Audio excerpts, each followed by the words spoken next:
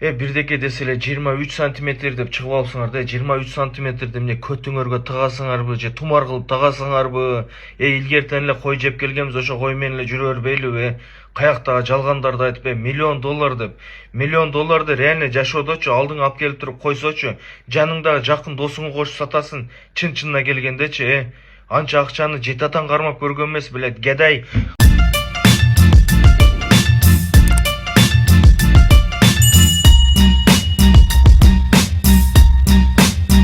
Акырындап жыл аяктап, таксисттердин лимити дагы бүтүп баратат. Балким кээ бирөөлөрүнүн эчак эле лимити бүткөн чыгар. Бул учурда сиздерге Спутник таксопаркы жардамга келет. Сиздер бул таксопаркта официалдуу түрдө трудовой договор негизинде иштесеңиздер болот.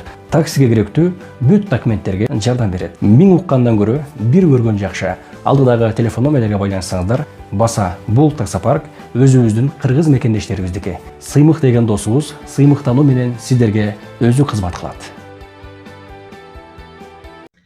Салам достор, амансыздарбы, кандайсыздар? Бул видеодо арашанчылар тууралуу видео болот. Ошол бир аке өзүнүн оюн айткан.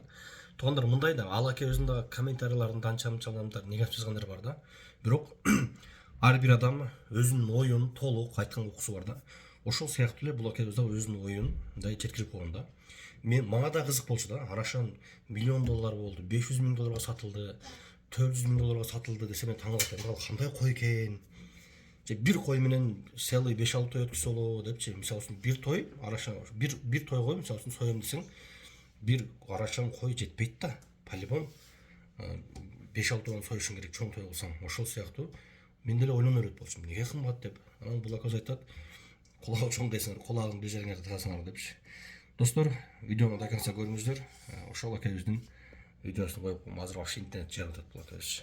Болгону 1% алган Белес таксопаркын барыңыздар билесиздер. Урматтуу Москва шаарындагы айдоочулар, такси тармагында иштеген биздин коллегаларыбыз, эгерде мыкты таксопарк издеп жаткан болсоңуздар, анда барыңыздарга кайра Белес паркын сунуштайбыз. Бул парктын өзгөчөлүгү иштеген акчаңызды каалаган учурда без ограничения чечип алсаңыздар болот. Жана таксиге керектүү бүт документтерге жардам берет. Баса электронный путевой листеги бар. Эгерде сиз электронный путевой лист алсаңыз 2%, без электронный анда болгону 1%. Андыктан келиңиздер, Белес паркында жаркылдата иштейли. Ассаламу алейкум жигиттер, кыздар, кандайсыңар, жакшысыңарбы? Бирдеке деселе 23 сантиметр деп чыгып алсыңар да, 23 сантиметрди эмне көтүңөргө тыгасыңарбы же тумар кылып тагасыңарбы? Илгертен эле кой жеп келгенбиз, ошо кой менен эле жүрө бербейлиби? Каяктагы жалгандарды айтып, миллион доллар деп. Миллион долларды реально жашоодочу алдыңа алып келип туруп койсочу, жаныңдагы жакын досуңа кошуп сатасың, чын-чынына келгендечи, анча акчаны жетатан кармап көргөн эмес, билет, гедай. Каяктагы нерсени айтасыңар, айтпаса адам жанын чыгарыпчы. Силер мында коомго жайып атасыңар, мен да оюмду айтып атам. Акыллы кемдер силерге окшогон аферисттерди ээрчип кетип атат, себеби дегенде молдоңор кошуп ээрчип алып атат. Бир койду берип койсо алды эле, осун жабып алат экен. Кээ биркилер акыл үйрөтүп коет. Кой, бир көрө албастык кылба ол деген, ооруга алып барат деп. Андай эмес. Пайгамбарыбыз Мухаммад саллаллаху алейхи ва саллям айткан, жаман нерсени көрүп, бир коомго зыян келтирип аткан нерсени көрсөң, колуң менен токтот деген. Колуң менен токтото албасаң, көзүң менен жаман көр деген. Эч болбой атса мында жүрөктү жаман көрүп кой деген да. Силер эмне кылып атасыңар, Адамдарды бул дүйнөгө апарып тыгып атасыңар. Силердин айыңардан ажырашкандык көбөйөт жакында. Себеби дегенде күйөөсү аялы менен кеңешпестен бир 30-40 миң долларын ошо койго тыгып, анан кийин итоги эмне? Муну болот. Ата бала менен урушат. Бир машинасын барып туруп атасы менен кеңешпей алмаштыра коет. Акыл, кем акылдык кылыпчы. Секталарга тооба кылдым, кандай адамдар кирип кетет деп таң калып атат го. Кудду ошондой силерди көрүп туруп ээрчип кирип кеткендер болот. На самом деле кой андай эмес, реально фермерлерди көрсөтөйүнбү? Мына Россияга келгиле деле мен силерге апарып туруп көрсөтөм. Фермерлер андай болбойт. Россияда фермерлер эң мындай жакшы нерсесин, жакшы жылкысынчы базар баасынан рубльга 100 миң, 200 миңге рубльга кымбат сатат. Силерде эмес, капкаяктагы бир мировой стандарт бар, ушундай болсо мынча миң доллар болот деген. Конечно, казанчынын өз эрки дейт, кайдан кулак чыгарса деген жери бар. Бирок, исламда да туура келбейт ондой, 100 эсе, 1000 эсе кымбат саткан деген жок. Майли 5 эсе, 10 эсеге чейин кымбаттаткыла, боптур. Анда дагы боптур эмес. Туура эмес нерсени кылып атасыңар силерчи. Кийин акыретте Алланын алдында силер жооп бересиңер ошо кылган нерсеңерге. Силердин айыңардан көп адам зыян тартат, карап турасыңар го. Просто мен жамандык каалабайм силерге. Просто эсиңер барда мындай токтотуп, мындай башкача эле оокат кылгылачы. Ол силерге ат эмес. Мына Кыргызстанда мындай байларда мындай реально ат роскошь да. Атты минесин билет. Ат чуркайт, ат күлүк, ат менен ата бабаларыбыз кийин мурун согушкан. Бу как транспорт катары койгон. Койду эмне кылган? Максимум жеген. Блядь, кыпкактаган нерсени баштайт, ёбаный в роттор. Ассаламу алейкум жигиттер, кыздар, кандайсыңар, жақсыңарбы? Дагы мен дагы Арашан боюнча да мага чалып алып, жазып алып, баякындай кылып атышат да. Сага эмне дейт, ички үйдүлүк кылба дейт. Ишиң жүрүшпөй, анан отуруп алып Арашанчыларды көрө албай атасың, анан тигиндей мындай дейт. Андай эмес тууганым. Бардыгыңар любой кыргыз 5 мүнөттөн көп сүйлөшсө, алиги бир тууган бөлөлөрдөй эле болуп калат да. Арасында мен жакындарым бар, башкалар бар, ошолор жертва болуп калбасын деп айтам да. Постоянно бул мен акараттап бир туура жүргөн адамды мен тийишкен жокмун эч кимге. Мен дагы жашым 40-тан өтүп атат ужечи. Бала чакам бар, аларга туура пример, туура воспитание бергим келет.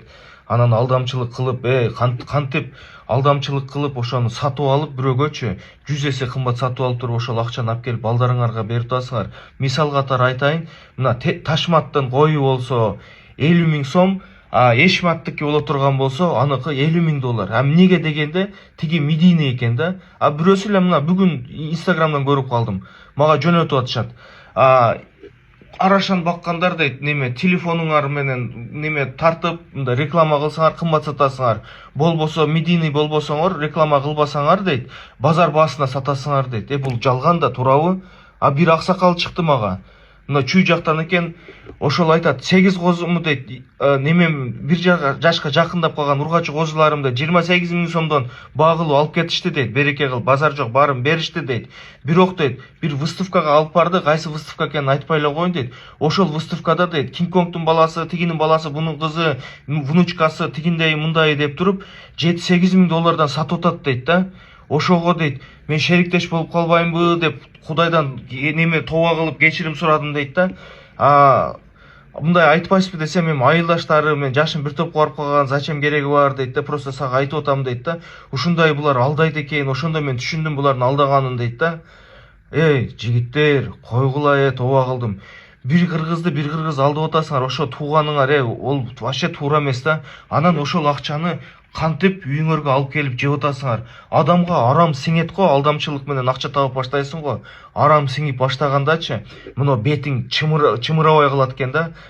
Мисал үчүн да, мисал үчүн бизде эле жаштыкта болгон туура эмес ката иштерчи бирөөнүн 4 000 сомун, 5 000 сомун бербей койгон учурлар бар. Мисал үчүн ошондойлорду деле ойлоп алып жүрөгүң сыгылат го, мисал үчүнчү. Силерде чоң суммага адамдарды алдап коет экенсиңер да. Андай болбойт жигиттер. Менде деле мисалы үчүн сода менен алектенем, машинага кое турган камералар бар, 800 рубльден сатыла турганчы, ошолорду алып келип туруп 8 000ден сатсам болот, мисалы үчүнчү. Бир күндө бир 10 камера сатсам болот. Чистый прибыль 7 000ден болсо күндө 70 000ден акча тапсам болот. Бирок мен Кудайдан корком да, силерге окшош эмесмин. Бу Инстаграм иштеп атат деп туруп адамдар жедире берген болбойт. Жооп беребиз, бардык кылганыбызга жооп беребиз. Мен дагы сүйлөгөн сөзүмдө каталык боло турган болсо мен да жооп берем. Бирок мен точно тактап билип алып туруп анан сүйлөп атам жигиттер. Андай кылбагыла. Ассаламу алейкум жигиттер, кыздар, кандайсыңар, жақсыңарбы? Дагы мен дагы Арашан боюнча дейт го. Короче, кечээ бирөөсү чалып алыптыр. Арашанчылар өзүнчө фанатик болуп кетиптир да. Айтат, тууганым дейт, мында башың иштетсең дейт, Түркменистан бар го дейт, ошолор дейт, акылтекин аттарын дейт, дейт, ушундай кылып, селекция кылып, жакшы кылып, сонун аттарды кылып алгандагы сыртка сатканда аябай кымбат сатат дейт да. Анан кийин мен дагы айттым да, тууганым дедим, ат боюнча дедим, вообще сөз жок дедим, ат боюнча мен маселе көтөргөн жокмун дедим. Но дегени бар дедим. Атты эч качан бирөөнү алдап сата албайсың да, себеби дегенде бул ат улакка жарай турган ат болсо, бул 100% улагы бар десең, алып аткан адам дагы улакты билген адам да бир топко салып көрөт дагы, анан кийин айтат, 5-5 болобу, Аламан бай улак болобу, салып көргөндө эле ат билинет да. Гүлүк болсо бир гүлүктү билип эле жүрбөйбүзбү? Кара кыз деген сонун аттарыбыз бар. Мисалы үчүн алардын баасы жок да, мисалы үчүн эси сатпайт анычы. жорго болсо жоргосуна салып көрөт, кандай өнөрү бар болсо ошол өнөрү башка бир 100 аттан мындай алдында лидирующий болсо онун өзүнүн ээси билет канчага сатышты. Анын багыты эт эмес да, мындай эт багытында кетпейт. Силердики өзү эле айтып атпайбы?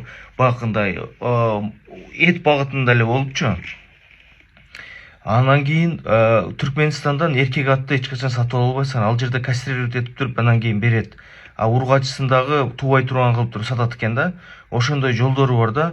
Айтат го, никогда в жизни палец жопа не сравнивай деп. Койдуку, мисалы үчүн, силер айтып атасыңар, силердикиндей эле кой 30 000 40 000 сомдон сатылып атат, анан кийин силер кармаган кой почему-то $1 000 000 болуп кетип атат.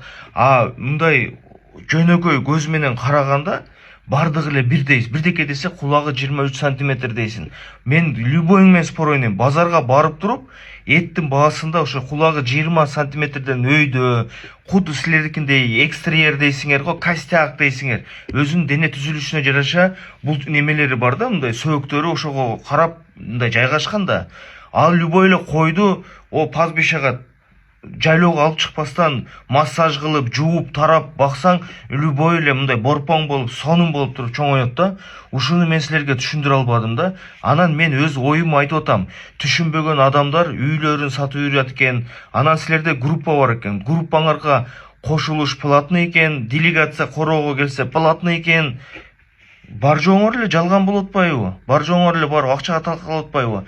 Эси Арашан группасына кошулбасаң, сенин коюң өтпөйт экен. Аларга кошулуш үчүн 200 000 сом, 100 000 сом ушундай акча берет экенсиң, еще делегация чакырат экенсиң. Кой союп. Силердики кругом эле обман болуп атат да. Ассаламу алейкум жигиттер, кыздар, кандайсыңар, жакшысыңарбы? Бунусунда дагы мен, бунусунда Арашан эмес, Дорпер кой боюнча кеп кеңешим берип кетейин дедим да. 1 жылдан бери изучать этип жүрөм да бул кой боюнчачы.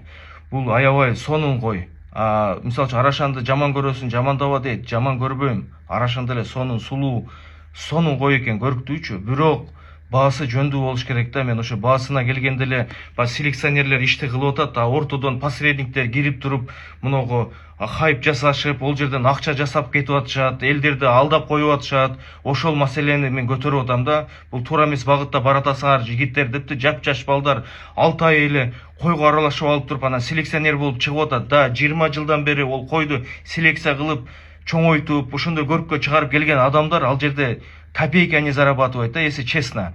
Капкакта кечеки эле немелер, попутчиктер эле ортодон кыпчылак алышып туруп эле, мынаки мен селекционермин, мен койду түшүнөм деп туруп эле эки жактан адамдарды бултняга тыгып, баягында бааларды искусственно жасап берип атышат да. Мен ошол жөнүндө Арашанды айтып атам, мен Арашанды жек көрбөйм.